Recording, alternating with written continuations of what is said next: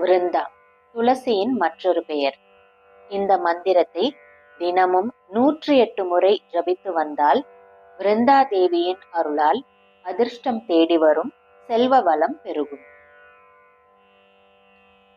ஓம் ஸ்ரீம் ஹ்ரீம் க்ளீம் ஐம் விருந்தாவன்யை ஸ்வாஹா.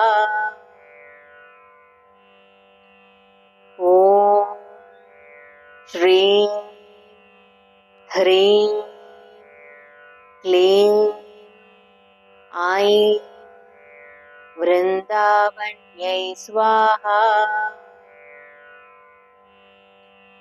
ஓம் ஸ்ரீம் ஹ்ரீம் க்ளீம் ஐம் விருந்தாவன்யை ஸ்வாஹா.